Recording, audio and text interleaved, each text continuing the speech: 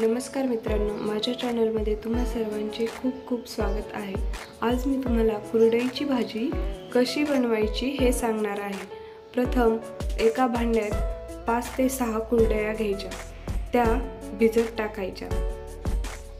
त्या व्यवस्थित भिजल्या पाहिजे, अर्धा तास तरी कमीत कमी भिजल्या पाहिजे।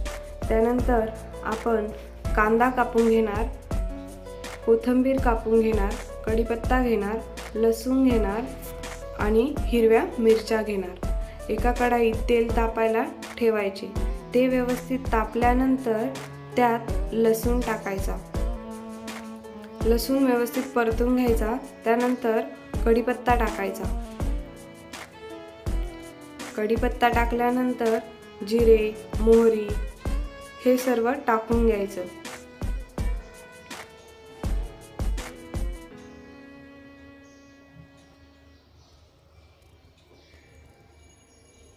नंतर त्यात हिरव्या मिरच्या टाकायच्या, कांदा टाकून घ्यायचा।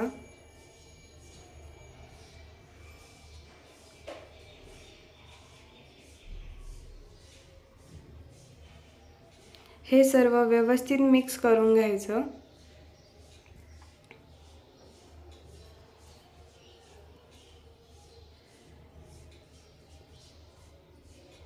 कांदा टाकल्यानंतर ते व्यवस्थित परतून घ्यायचं।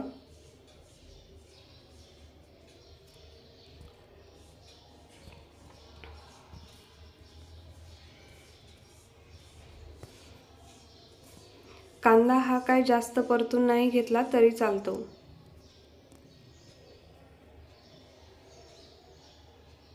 त्यानंतर त्यात हळद टाकायची आणि हे सर्व एकदम एकत्र मिक्स करून घ्यायचं।